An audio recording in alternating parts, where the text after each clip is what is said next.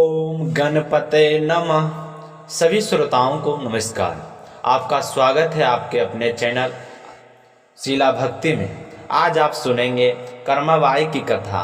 आध्यात्मिक जगत में कर्माबाई की कथा भक्तों की प्रेरणा मानी जाती है, जिनके भक्ति भाव से प्रसन्न होकर खुद भगवान उनके हाथों की खिचड़ी खाने आया करते थे।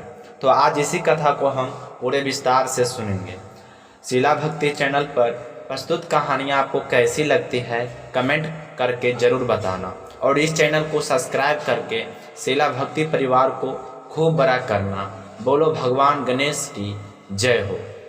कर्माबाई की जन्म राजस्थान के नागौर जिले के मकराना तहसील के कलवा गांव में जाट परिवार के बाधवावदी एकम यानी कि 20 अगस्त 1665 ईस्वी को हुआ था। उनके पिता का नाम जीवन राम हुड्डी था और उनके माता का नाम रत्नी देवी था। कर्माबाई के पिताजी जीवन राम शुरू से ही परम कृष्ण भक्त थे। उनका रोजाना का नियम था कि वह पहले भगवान को भोजन करवाते, उसके बाद में ही खुद अन्य जल ग्रहण करते थे। पौराणिक कथा के अनुसार कर्माबाई ने जैसे ही जन्म लिया था तो वह जोर से हंसी थी, जिसकी हंसी को देखकर हर कोई हैरान था। कर्माबाई का विवाह नागौर के मोरेट गांव में 100 गोत्र में लिखामाराम के साथ किया गया था, लेकिन दुर्भाग्य से कुछ ही समय बाद वह विधवा हो गए। तो इसके बाद उन्होंने अपना पूरा जीवन भगवान की भक्ति में बिताया था। कर्माबाई जब 13 साल की थी तो तब उसके पिताजी जीवन राम अपनी पत्नी को लेकर कार्तिक पूर्णिमा पर स्नान करने के लिए पुष्कर जाने का निश्चय किया था। तो उन्होंने जाते समय घर में भगवान के भोग की जिम्मेदारी कर्माबाई को सौंप दी थी और कहा कि बेटा भगवान को भोग लगाने के बाद ही स्वयं भोजन करना। तो कर्माबाई ने कहा कि ठीक है बाबा, आप निश्चित होकर जाइए, जैसे आपने कहा है मैं भगवान को सुबह उठते ही भोग लगाऊंगी, आपको कोई भी शिकायत का मौका नहीं दूंगी। तो अपनी बेटी की बात सुनकर जीवन राम और उसकी माता बहुत ही खुश हुए और पुष्कर के लिए रवाना हो गए। तो उनके जाने के बाद अगले दिन कर्माबाई ने सुबह जल्दी उठकर स्नान किया और फिर बाजरे का खिचड़ी बनाया, जिसमें खूब घी डालकर उन्होंने भगवान की मूर्ति के सामने रख दिया और बोली कि भगवान, आपको जब भी भूख लगे तब भोग लगा लेना, तब तक मैं घर के अन्य काम कर लेती हूँ। इसके बाद वह काम में जुट गई। बीच बीच में आती और थाली को देखकर चली जाती। थाली में खिचड़ी जो भी है तो पड़ा था। तो कर्माबाई को बहुत ही चिंता होने लगी कि पता नहीं क्या बात है, आज भगवान जी खिचड़ा नहीं खा रहे हैं। वह फिर थोड़ा सा घी और लेकर आई। देर के बाद थोड़ा गुड़ लेकर आई। कभी उस खिचड़ी में घी मिला देती और कभी उसमें गुड़ मिला देती, पर भगवान ने तो फिर भी खिचड़ी खाने का नाम नहीं ले रहे थे। तो वह बहुत ही दुखी हुई और सोचने लगी कि आज तो पहला ही दिन है और भगवान ने आज भी भोग ग्रहण नहीं किया। बाबा आएंगे तो मुझे क्या कहेंगे। तो वह यही सोचती हुई पर बैठ गई और भगवान से बार बार खिचड़ी खाने के लिए मना रहे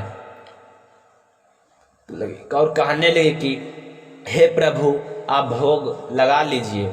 माँ और बाबा पुष्कर स्नान के लिए गए हैं और आपके भोग की जिम्मेदारी मेरे पास है। आप भोग लगाएंगे, उसी के बाद मैं खाना खाऊंगी। लेकिन भगवान ने तो फिर भी भोग नहीं लगाया। वह शिकायत करने लगी कि माँ बाबूजी माते तो यह भोग ले लेते और मैं खिला रही हूँ तो तुम नहीं खा रहे हो, क्या बात है, खुद भी भूखे बैठे हो और मुझे भी भूखी रखोगे। इस तरह का शिकायत और मनुहार करते करते पूरा दिन बीत गया। आखिरकार शाम हो गई और ना भगवान ने भोग लगाया और ना कर्माबाई ने भोजन किया। शाम को निराश होकर कर्माबाई गाने लगे कि थाली भर लाल खिचड़ो ऊपर घी बाट की जिमो मरा श्याम धनी जिमावे, बेटी जाट की बापो मरो भय गयो कुन जाने कद, आवे लो बाबा भरोसे रहा सवारा भूखो की रह जावे, लो आज जी मावती ने खिचड़ो काल राबड़ी छाछ के जियो, महाराज शाम धन जिम्बाब्वे बेटी जाट की बार बार मंदिर में जरती बार बार पट खोलती।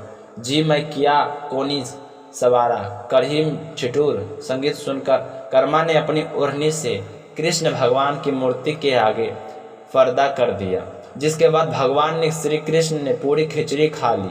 उसके बाद रोजाना कर्माबाई भगवान को भोग लगाती तो आगे पर्दा कर देती, तो भगवान बड़ी ही खुशी से वह सारा भोजन खा जाते।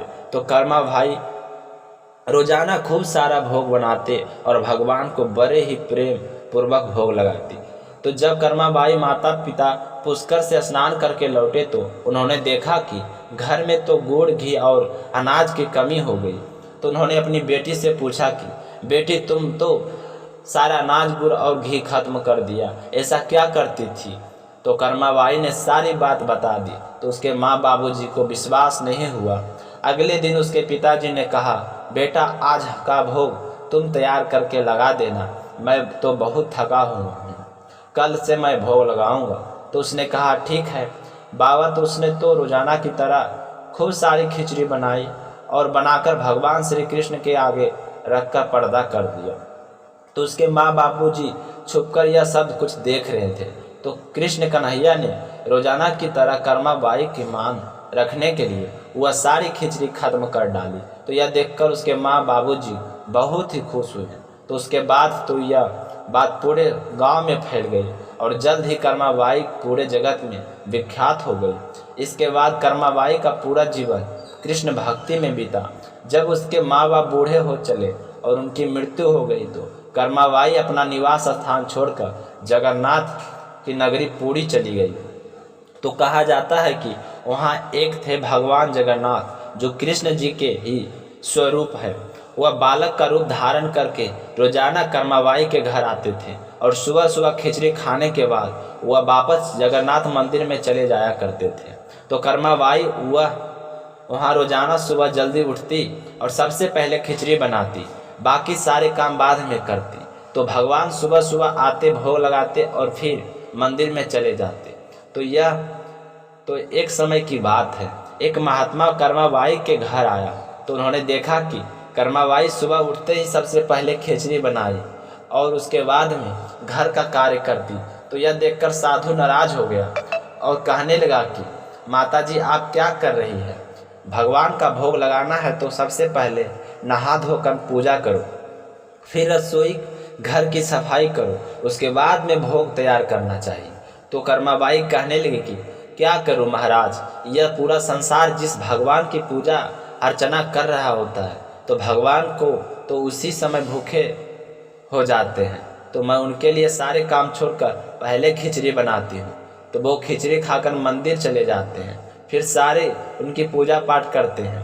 अगर पूजा पाठ तक इंतजार करेंगे तो भगवान तो भूखे रह जाएंगे। तो महात्मा कर्माबाई को समझाने लगे, माता जी का सुबह स्नान किया करो, फिर रसोई साफ किया करो, उसके बाद घर में मंदिर की सफाई करके भगवान के लिए भोग तैयार करो। तो कर्माबाई ने कहा महाराज जैसे आपने कहा मैं वैसा ही करूँगी। अगले दिन कर्माबाई सुबह उठकर सबसे पहले झाड़ू लगाई, उसके बाद में स्नान किया और फिर भगवान के लिए भोग तैयार करने लगी। तभी भगवान जगन्नाथ बच्चे का रूप धारण करके आ गए और कहने लगे कि माँ मैं आ गया हूँ, जल्दी से खिचड़ी लेकर आओ। तो कर्माबाई कहने लगे कि बेटा थोड़ी देर तक रुक जाओ। तो भगवान सोचने लगे कि आज माँ को क्या हो गया, ऐसा पहले तो कभी नहीं हुआ। थोड़ी देर बाद में कर्माबाई खिचड़ी लेकर आई तो भगवान ने झटपट जल्दी जल्दी खिचड़ी खाई और कुछ छोड़ दी और बिना पानी पिए ही जल्दी जल्दी मंदिर के लिए रवाना हो गए। तो कर्माबाई सोचने लगी कि क्या बात है, खिचड़ी ठंडी थी या गर्म थी, भगवान का कहीं मुंह ना जल गया हो। ना उन्होंने पानी पिया और ना ही जल्द में ऐसे ही चले गए। इस तरह कर्माबाई की दुखी होती रही। उधर जब भगवान जगन्नाथ मंदिर में जाकर विराजमान हो गए तो थोड़ी देर बाद मंदिर के पुजारी ने जैसे ही मंदिर के पट खोले तो देखा कि भगवान के मुख पर खिचड़ी लगी है। तो यह देखकर पुजारी जी कहने लगे कि प्रभु जी यह खिचड़ी आपके मुंह में कैसे लगी? तो उन्होंने भगवान कहने लगे कि पुजारी जी मैं रोजाना कर्माबाई के घर जाकर खिचड़ी खाकर आता हूँ। कल कर्माबाई के घर में एक साधु महात्मा आया था और उन्होंने मेरी माँ को ना जाने कौन सी पट्टी पढ़ाई, तो उन्होंने पहले घर की सफाई की, फिर जल्दी जल्दी मेरे लिए भोग तैयार किया। मैं वहीं खिचड़ी खाकर आ रहा हूँ। मैं पानी भी नहीं पी पाया और मेरी माँ जी भी परेशान है। इसलिए तुम मेरा एक काम करो, जो महात्मा उनके घर रुके हुए हैं उन्हें जाकर समझा दो। उन्हें बता देना कि मैंने कहा है कि अपने बच्चे को भोजन करवाने के लिए माँ को स्नान करने की आवश्यकता नहीं होती। तो वह पुजारी भगवान के कहे अनुसार उस साधु महात्मा के पास जाकर सारी बात बता दी। तो यह सुनकर महात्मा जी घबरा गई और तुरंत कर्माबाई के पास जाकर बोली कि माता जी, मुझे माफ़ कर दो। यह नियम धर्म तो हम तो संतों के लिए है। आप तो जैसे पहले खिचड़ी बनाती थी वैसे ही बनाया करो। तो यह सुनकर कर्माबाई बहुत ही खुश हुई, क्योंकि वह बेचारी बूढ़ी हो गई थी। चांद, ध्यान, सफाई, उसके बाद में भोग तैयार करना उनके लिए बहुत ही मुश्किल था। तो वह फिर रोज़ाना उसी तरह रोज़ाना खिचड़ी बनाती और भगवान जगन्नाथ बालक का रूप धारण करके अपनी माँ की गोद में बैठकर खिचड़ी खाकर वापस मंदिर चले जाया करती। ऐसा करते करते कई साल बीत गए। फिर एक दिन ऐसा आया कि कर्माबाई के प्राण छूट गए। कहा जाता है कि उस दिन जब पुजारी ने मंदिर के पट खोले तो देखा कि भगवान की आंखों में आंसू है और प्रभु रो रहे हैं।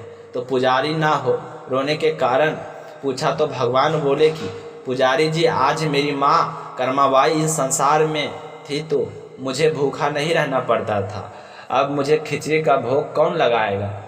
मेरी माँ तो इस लोक को छोड़कर मेरे निज लोक को विदा हो गई।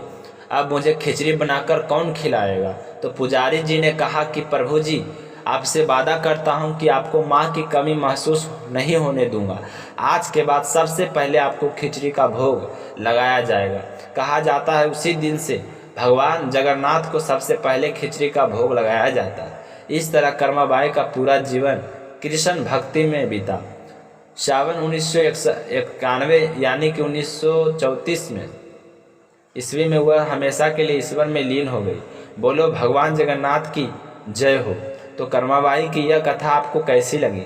कमेंट बॉक्स में लिख कर जरूर बताना। जय हो गणेश जी महाराज।